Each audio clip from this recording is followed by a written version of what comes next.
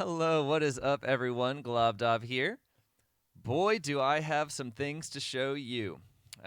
So I had actually recorded like hours of footage that I had to scrap because it came out like nauseatingly blurry, and I don't know what was up with that. But we just get to show you a whole lot more progress now today. So this, where we left off, this is our wizard tower, is what we were dubbing it, and that is sweet. I am into that. I am sticking with that theme, but we're gonna get even more specific with it. So this is actually going to be our Earth Wizard Tower, is kind of what we're going to stick to. And then if you look, I've actually put a bridge in. That leads over here to our brand new tower. This is going to be our Water Wizard Tower. I guess that's what we're going to call that. Let's see if I can fly in here. Oh, yeah, there we go. Nope, nope. Oh, no. There's actually nothing inside of this tower. It's completely hollow. It goes down very, very far. It was actually built on top of a hole in the center of a big mountain. But yeah, there's nothing on the inside except for a bunch of mobs at this point and that beacon that you see. So we're not going to go inside of that tower because there's really nothing there. But yeah, it just leads over so that we have like two different little wizard hangout areas.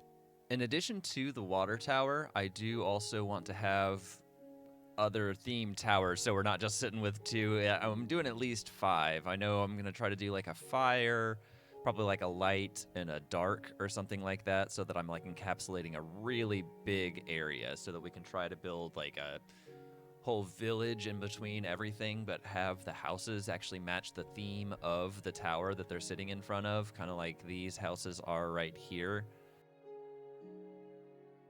Right now, there's nothing inside of this one. I did a little tiny bit more to the other one, but it's still basically empty. And there's actually a creeper living in there right now. Oh, that's that's not a good choice, buddy.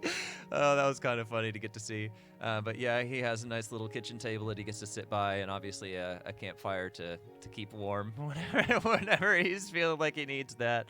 There's a little loft with a bedroom, and then there's also another bedroom in the back. I'm not going to go in there because I don't want to get blown up by that creeper. Oh yeah, before anyone gives me any crap about this ellipse, this curve right here, this is Minecraft. It's real difficult to actually get round sections. I think that honestly, this part came off pretty well. It's just once you get to this area, and then I had no choice but to just kind of do direct diagonals. If anybody has any suggestions about how I can correct that, that would be amazing. If you are trying to get a very, very long curve like this, it was almost easier for me to actually just take a screenshot just like this and then pull it into just image editing software, draw an ellipse over the top of the image, and then just kind of just follow that and then go back and forth. And then if you need to do more corrections, take another screenshot and bring it back in. That I found that to be super helpful. So I don't know if that's actually going to help anyone else out there, but I thought that I might include it. Okay, since I still have not built another portal, I'm going to go ahead and just kind of steal this big giant one, and by which case I just mean I'm going to actually link this one up to a point in the nether because this one just kind of spits us out in the nether hub, and then there's not a portal to get back into this one. I've just been using Tiger's for his base, which is just a little bit further away. So I'm going to try to just go ahead and link that portal up to itself instead of Tiger's. All right, it's nothing too much, but we actually finally have this huge portal here right by our base linked up to its own portal in the nether. Definitely not as extravagant as the one in the overworld, but that's okay. It actually goes over by my base instead of having to go through Tiger's base, which Tiger's base is very cool, but this is just going to save me that little tiny bit of extra time. Speaking of time, I think it's about time that we actually get started building up our first water-themed house. So you may have just watched that clip and thought to yourself, wow, he's making that roof way too tall. And let me tell you, you would be right. It's just too much for this building, but I kind of love it. I just kind of kept going with it and tried to make it work, so I kind of extended the outside a little bit. Whenever I came back around, I decided to go ahead and not even strip these. I thought that it looked pretty cool giving it that dark contrast, and then just put some of those trapdoors around the Little threshold here, and then I actually put some glazed terracotta, put the sea lanterns underneath this carpet here so that it's really, really nice and lit up whenever you come in here. I haven't actually put furnishing and stuff in, but I guess you could say that I've somewhat decorated it. And then you can actually go up around this little curling stairway up into the upstairs, which I haven't really done too much with yet, granted, but it's probably just going to be kind of more like a bedroom, even though the bottom and the outside kind of looks more like some kind of water temple or something like that. But overall, I think that's a pretty cool building, and I'm going to try to make a few more similar to this, but probably smaller in this general area here as well. Even though these new houses are using a lot of blocks from the Guardian farm, like the Prismarine stuff, I am using a lot of these warped planks as well. Luckily, they are pretty easy to farm. You just need to bring some bone meal with you, and then you can just bone meal the ground, and then a mushroom will pop up, and then you just bone meal the mushroom, and then sometimes you get a nice tall one.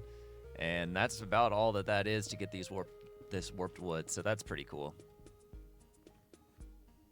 Another awesome thing, another good part about being on this server, Santa's actually gone through and ripped a few more holes in the bedrock for us, so we actually have just a direct link to several different biomes. Like that hole right there now leads to the Basalt Delta and to the Warped Forest. Now here's where we're at right now.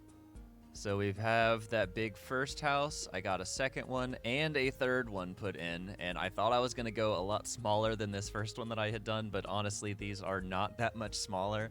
I wanted to go with kind of a similar feel to that roof, so I made it nice and tall, got the same exact kind of setup going on in here, except for I did do ladders instead of stairs. And again, the top is not really too filled in on this guy. We can go and take a look at the other house as well. And it is same thing where it is same pattern, ladders that lead up to another upstairs area, which actually looks a little bit nicer than the other ones, which is kind of funny, but it's still just empty. The next thing that I want to do to actually fill in this space is I think that I'm going to put in like a fountain. And I'll probably do that right around this area right here. And then you can see that I kind of started doing some paths. So I'm going to add in those paths and then maybe even some flowers and stuff around. And hopefully that will kind of fill in this area pretty nicely. And so we have like our own little water-themed village in front of this gigantic tower. I want to take just a second to welcome Noodle and Plasma Chaser to the Quarantine Craft crew. They're both actually buddies of mine in real life, so I'm excited to have them here, and I'm excited to see what they're going to do here. Now look at this. I actually have that fountain put in, and then I went ahead, put some pathing in, as well as changed all this stone out for dirt, and hopefully that'll eventually get taken over. I was thinking that I could just bone meal the dirt and turn it into grass, but that is not a thing. But yeah, we have a nice little fountain in here now. We've got paths that connect to each one of the houses. I'm going to wrap another path around this way to connect to the staircase, and then I'm actually eventually going to have a path that connects up to that tower once we actually get stuff inside of that tower. But that is going to be a project for another episode. We have already spent an incredible amount of time getting all of these buildings in here, so just as a recap, we have Earth Wizard Tower. We have Water Wizard Tower. We have two little Earth houses down here that match that aesthetic. We have 3 water houses that match the tower aesthetic to up here. That's a lot of progress. So I'm really, really excited for you all to be able to see all this. And please let me know what you think down in the comments down below. I am super proud of this build, actually. I know that it's not much. We still have a lot of area to fill in. I'm going to end up doing like lamp posts in the area. And again, yeah, do like more pathing that leads different places and stuff like that. But it's definitely a good start to start filling in more area. Just look at how much area we are encompassing right now. So this tower is way over here. I'm going to end up probably putting a wall around maybe out this way so that everything can be kind of cased into itself.